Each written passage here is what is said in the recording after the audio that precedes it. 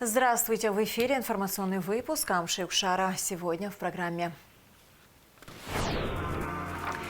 В селе Чло после реконструкции торжественно открыли памятник воинам, погибшим в Великой Отечественной войне. Гражданам России, получателям пособий материнского капитала, будет оказана правовая помощь.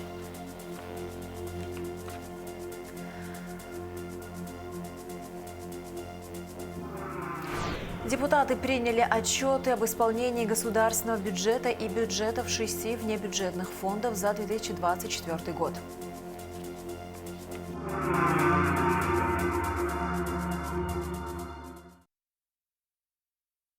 В селе Чло после реконструкции торжественно открыли памятник воинам, погибшим в Великой Отечественной войне.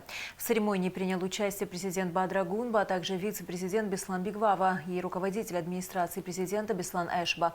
По решению президента России Владимира Путина Российский фонд президентских грантов выделил средства на реконструкцию памятников, посвященных Великой Отечественной войне. 77 миллионов рублей получили 82 села Абхазии на цели реставрации памятников. Бадыр Гунба также посетил Чловский музей боевой славы. Выступая на торжественном мероприятии по случаю открытия памятника, президент подчеркнул важность сохранения народом памяти о героях и жертвах войны спустя 80 лет после ее окончания. Сегодня очень важное событие и в контексте сохранения памяти, истории, в том числе нашего народа. Может, прошло спустя 80 лет. Кто-то считает, что эта история была не наша, это совершенно не так. Сотни, тысячи ребят, выходцев из наших сел сложили свои головы в Великой Отечественной войне. Это память, ту, которую мы сохраняем, память, которая делает нас сильнее и увереннее в завтрашнем дне. Это та память, которую мы сохраняем ради того, чтобы многие поколения помнили о той великой победе, в которой приняли участие и наши соотечественники. Создана межведомственная рабочая группа по оказанию правового содействия гражданам Абхазии, являющихся гражданами России и получателями пособий в связи с рождением и воспитанием детей, а также материнского семейного капитала. Об этом сообщил премьер-министр Владимир Делба на заседании Кабмина. Первое заседание членов правительства полностью в обновленном составе прошло во вторник, 20 мая. Было рассмотрено более 20 вопросов повестки дня. Все подробности в материале Ирины Аршба. Замена водительских прав лицам, постоянно проживающим в Абхазии на основании вида на жительство, а также гражданам Абхазии, производится без экзаменов. Кабинет министров внес соответствующие изменения в правила сдачи экзаменов и выдачи водительских удостоверений. Контроль над исполнением постановления возложен на МВД республики. По какой причине вносятся какие-то ограничения, неудобства и правовой режим, да, не тот стоял по этому поводу.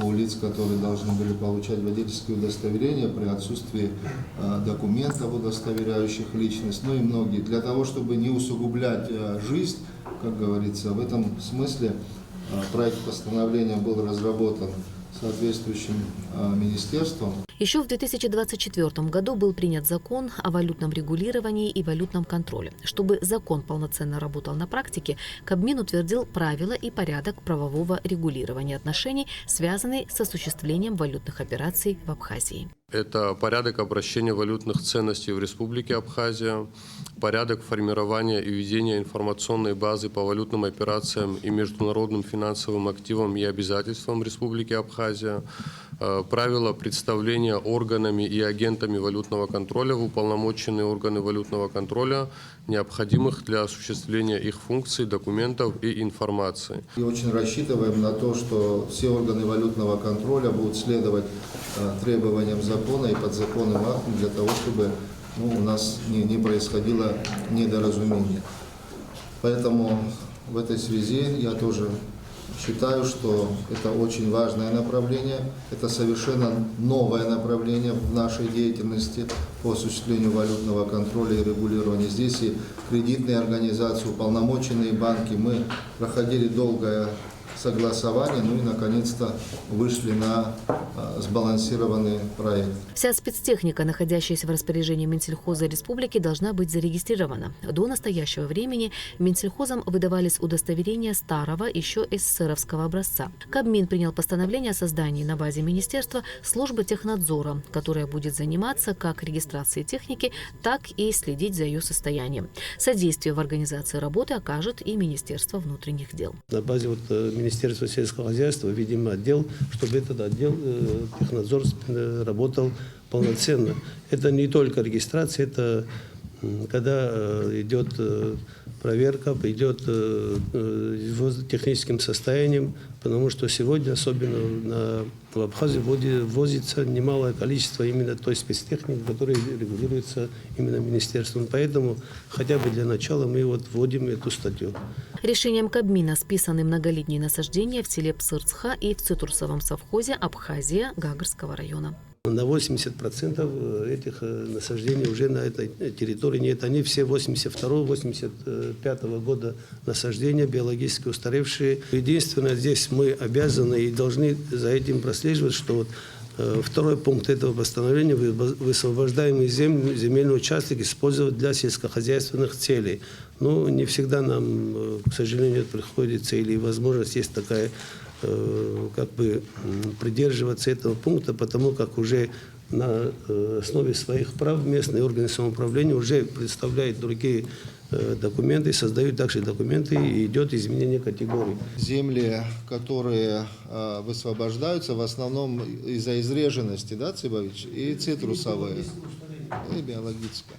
И вовлекать эти земли обратно в сельхозоборот. Вот. Я попрошу усилить в этом смысле со стороны Кабинета министров, вам в поддержку, разумеется, вместе осуществлять контроль, чтобы на этих землях, ну, как правило, мы не наблюдали того, чего не записано в решении правительства. На заседании Кабмина также зашла речь о потенциале фермерского хозяйства по производству чая в селе Ктол. Как сообщил Бестанджу, по поручению президента предпринимателям была оказана помощь с реализацией продукции. На данный момент производители заключили контракты со многими ведомствами республики и реализовали чай на сумму более 2 миллионов рублей. Премьер-министр Владимир Делба назвал поддержку местных производителей важным направлением и поручил Минфину держать на особом контроле финансирование контрактов. Хорошо, что мы показали пример. Чай будет приобретаться для государственных нужд. Система у нас обороноспособности, правоохранительная деятельность, образование, здравоохранение. И если на самом деле, как вы говорите, Беслан Цыбович, там мощности повысятся, ну и, соответственно, возможно, конечно, и продукции будет больше. Конечно, мы предложим распространить это и на другие организации, в том числе в сфере туризма, разумеется.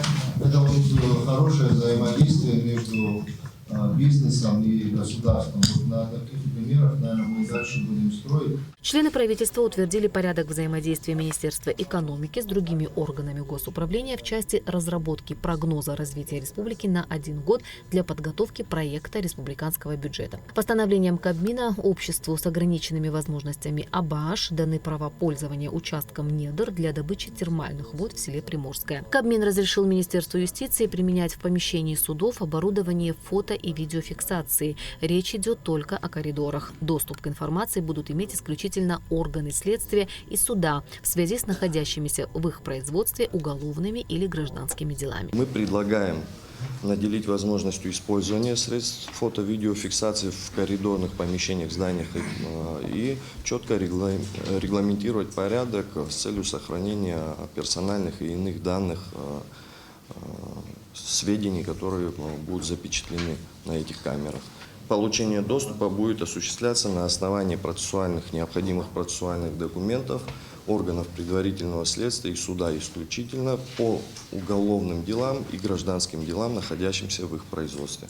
Утверждены предельные тарифы на перевозку пассажиров и багажа автомобильным транспортом. Необходимо отметить, что речь не идет об изменении фактически существующих тарифов. Проезд пассажиров на внутригородских маршрутах в размере, не превышающем 40 рублей на пассажира, так называемый единый тариф на внутригородские перевозки, на проезд пассажиров на пригородных маршрутах в размере, не превышающем 3 рубля 88 копеек за одного пассажира на километр, на проезд пассажиров в междугородных маршрутах в размере, не превышающем 3 рубля 39 копеек за пассажира на километр. Ситуация с стоимостью городского транспорта, она сложилась достаточно давно. И на текущий момент, то есть на сегодняшний день, уже такие тарифы фактически используются. Данный акт никак не влечет за собой увеличение тарифов. То есть цена сегодня за один пассажирокилометр уже сформирована, ну и мы для правового обеспечения в данном случае предлагаем ее закрепить. Хотя я полагаю, что это проработать надо и в другом механизме. Может быть, не устанавливать там прямые твердые суммы, может определяться как по другим регулируемым товарам, может устанавливать там нормы рентабельности или еще какие-то другие критерии, чтобы это не происходило так, как сейчас. Там 2-3 месяца тому назад цена установилась, мы сейчас принимаем. Кстати, напомнить хочу, аналогичная ситуация у нас и по хлебу, да, до сегодняшнего дня. Вот. Я прошу в этом смысле и министра экономики, и министра энергетики и транспорта вот это проработать. Кабмин принял постановление о возмещении налога на добавленную стоимость при реализации товаров и услуг иностранным дипломатическим представительством. Правила возмещения налога, а также перечень иностранных государств должны утвердить МИД Республики и Министерство по налогам и сборам до 30 июня. Кабмин утвердил отчет Госкомитета по управлению имуществом и приватизации за 2024 год. По итогам приватизации в прошлом году в бюджет республики поступило 98,5 миллионов рублей. Было приватизировано 8 объектов госсобственности. Решением Кабмина бывшая волейбольная площадка и тренировочный корт в Гагре, а также бывшее здание поликлиники в Гулрыбском районе переданы в ведение местных администраций. Премьер-министр Владимир Дылба поинтересовался, как решается вопрос ремонта компьютерного томографа в Гудаутской ЦРБ. Поручение президента выполнено, контракт подписан на сумму 11 миллионов рублей. Вы знаете, что действительно КТ в Гудаутской ЦРБ периодически выходила из строя из-за колоссальнейшей нагрузки, которую аппарат получал во время ковидной нашей всей истории. Да, был период, когда он не работал, ремонтировался, но все имеет, как говорится, свой ресурс. На данный момент мы подписали контракт на установку новой абсолютно трубки с гарантией год. И я думаю, все будет реализовано в те сроки, которые указаны в контракте. Мы просим еще поставщика, наоборот, быстрее все это ускорить, чтобы мы уже запустили этот компьютерный томограф на благо населения района и гостей, которые могут поступать в курортный сезон, потому что район большой, и это крайне необходимо для правильной постановки диагноза. Эдуард Будба также рассказал о ходе диспансеризации детей, которая проводится российскими специалистами на территории Абхазии. На сегодняшний день осмотрено 26,5 тысяч ребятишек. Идет по графику и строительство помещения под ангиограф республиканской больницы. Открыть сердечно-сосудистый центр планируют к 1 июля. В завершении заседания Владимир Дылба сообщил, что создана межведомственная рабочая группа по оказанию правового содействия гражданам Абхазии, являющимися гражданами России и получателями пособий в связи с рождением и воспитанием детей, а также материнского капитала. Очень рассчитываю, что мы будем получать обратную связь от наших граждан, потому что это очень важно, чтобы они не оставались без информации. В обязанности рабочей группы входит оказание содействия гражданам, сбор и анализ информации о нарушениях законодательства. Ирина Аршба, Алексей Агухава, Абхазское телевидение. Адгура Агарба назначен генеральным прокурором Абхазии. Решение принято большинством депутатов на очередном заседании сессии парламента. Депутаты утвердили проекты законов об исполнении республиканского бюджета и бюджетов 6 внебюджетных фондов за 2024 год. Какие еще вопросы были рассмотрены депутатами в материале Гунды Шоуа? Депутаты парламента Абхазии внесли изменения в законопроект об обороте оружия в первом чтении. Проект закона предусматривает запрет на ношение краткоствольного оружия с нарезным стволом. Человек не должен, посещая общественное место, заходить с оружием. Неважно, это какой там ресторан, парк и так далее. Мы это все прекрасно знаем. Но у государства по объективным, не только по субъективным, но и по объективным причинам не всегда есть возможность эти вопросы контролировать так, как прописано по букве закона. И это касается не только данного законодательства. И всплеск криминогенной ситуации с применением краткоствольного огнестрельного оружия, он вырос. И вырос потому, что люди трактуют закон иначе. Не так, как написано вот здесь, вот, да. А у людей появился такой некий сигнал к тому, что можно приобретать и какими-то окольными способами его зарегистрировать и носить. И я просил бы поддержать это не только с точки зрения буквы закона, но еще и с такой морально-этической и с точки зрения безопасности государства в целом. Народные избранники проголосовали за досрочное прекращение полномочий депутата Адгура Харази. В соответствии с пунктом З части 1 статьи 4 Закона Республики Абхазия о статусе депутата Народного собрания парламента Республики Абхазия, Народное собрание постановляет считать досрочным прекращением полномочий депутата Народного собрания Харази Адгура Рафетовича, избранного по 26-му избирательному округу. Настоящее постановление вступает в силу со дня его принятия.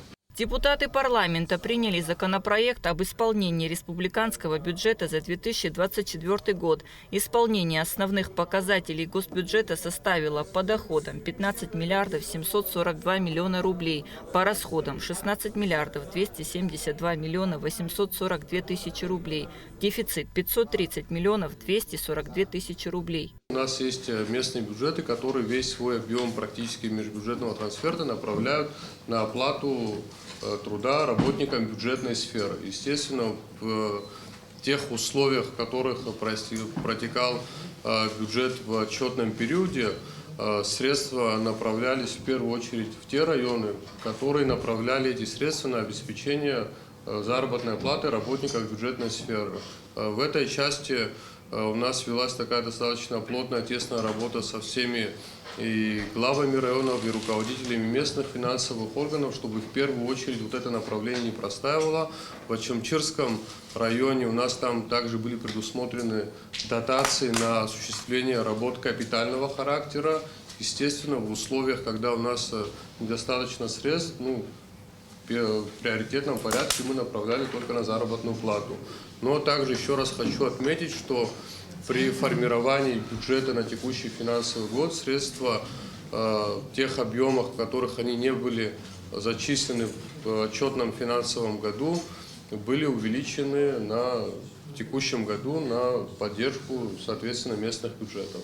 Депутаты парламента также заслушали и приняли отчеты об исполнении бюджетов 6 внебюджетных фондов за 2024 год. Исполнение бюджета фонда соцстрахования и охраны труда составило 105%. Все запланированные проекты выполнены в полном объеме, а также происходит поэтапное повышение размеров выплат по льготам, сообщила зампредседателя фонда Ирма Чантурия. В этом году, как никогда, мы начали год 25 без задолженности, ни перед одним страхователем не было долгов.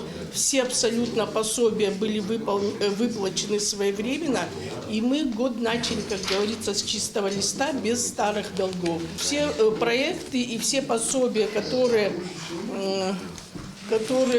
у нас запланированы, выполнены в полном объеме. Мы ежегодно увеличиваем пособия, размеры социальных пособий. Президент Абхазии Бадра Гунба 22 апреля внес на рассмотрение парламента представление о назначении Адгура Агрба на должность генерального прокурора. В ходе заседания путем тайного голосования кандидатура Адгура Агрба была утверждена. За данное назначение проголосовали 25 человек, против – 3. Клянусь при осуществлении полномочий генерального прокурора Республики Абхазия свято соблюдать Конституцию Республики Абхазия и законы Республики Абхазия, защищать права и свободы человека и гражданина, охраняемые законом интересы общества и государства. Нулевую ставку НДС на услуги, оказываемые при международных воздушных перевозках в международном аэропорту Сухум, утвердил в окончательном чтении парламент Абхазии. Как уточнил вице-премьер Джансух Нанба, проект закона направлен на снижение стоимости международных авиационных перевозок для пассажиров и, как следствие, увеличение пассажиропотока в республику.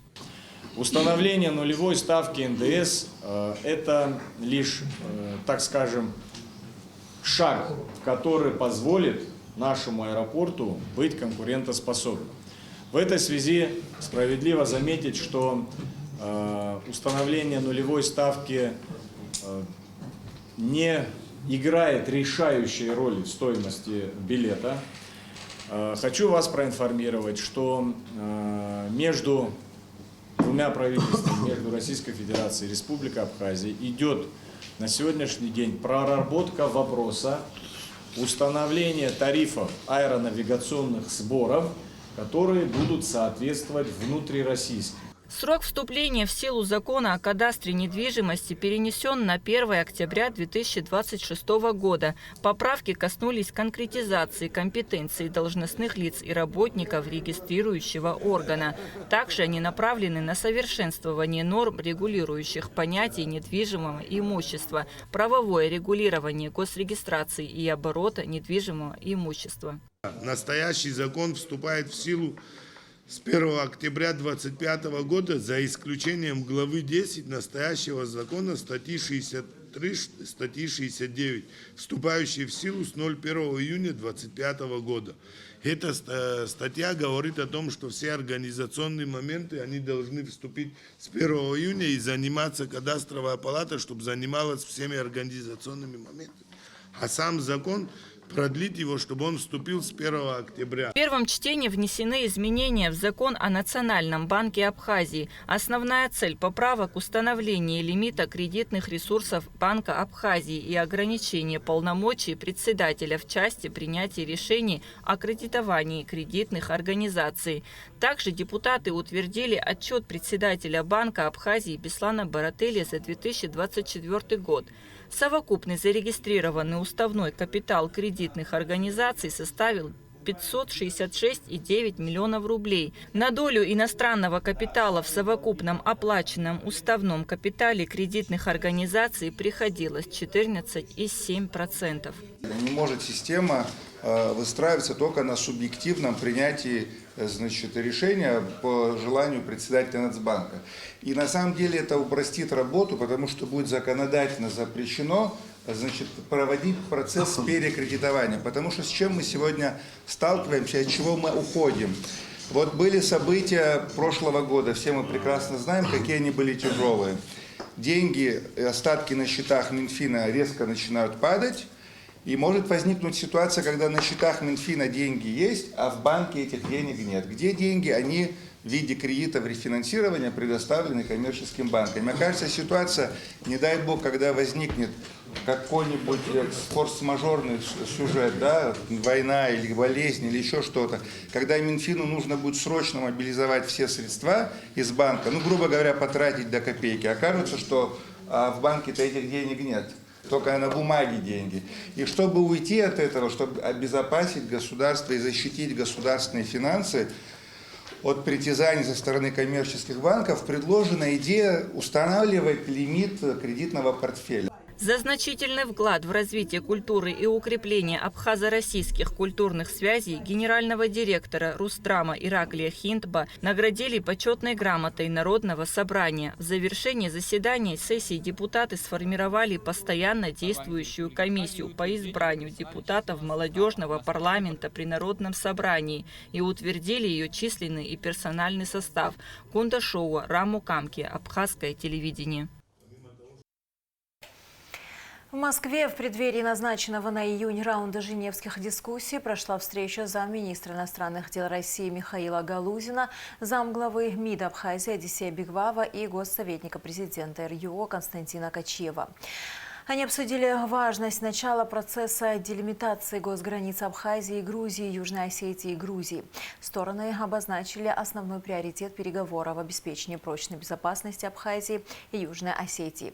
Подчеркнули необходимость заключения юридически обязывающего соглашения о неприменении Грузии силы против соседних республик. Российские врачи проведут медосмотры в колледжах Абхазии в рамках диспансеризации, рассказал спутник Абхазия, врач-травматолог Виталий Куваев. Бригада в ближайшее время планирует осмотреть 4 колледжа в 3 районах. Чаще всего медики выявляют деформации грудных клеток, множество проблем со стопами, патологии опорно-двигательного аппарата, которые имеют врожденный характер, отметил Куваев. Минздрав Абхазии наградил российских врачей, участвовавших в диспансеризации детей, грамотами и медалями. Министр здравоохранения Эдуард Будба от имени руководства Абхазии выразил благодарность министру здравоохранения России Михаилу Мурашко, российским медикам, проводившим диспансеризацию, представительству Россотрудничества в Абхазии и российскому движению «Народный фронт». Благодарственные письма врачам вручил руководитель представительства Россотрудничества в Абхазии Владислав Куликов. В рамках диспансеризации российские врачи обследовали 26,5 тысяч детей. Более 200 из них нуждаются в лечении и, может, в оперативном плановом лечении. В федеральных центрах России в этом направлении также ведется активная работа. Победителей республиканского конкурса изобразительного искусства «Наша общая победа» 80 наградили в выставочном зале Центра детского творчества «Айнар» в Сухуме. Об этом сообщает спутник Абхазия.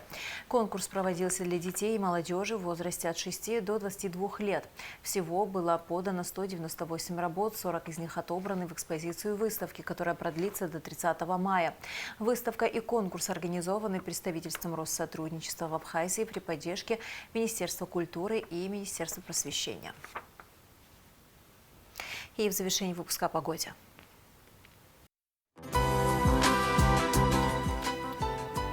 В среду 21 мая в Абхазии ожидается переменная облачность без осадков. Температура воздуха ночью 8-13, днем 15-20 градусов. Температура морской воды 14 градусов.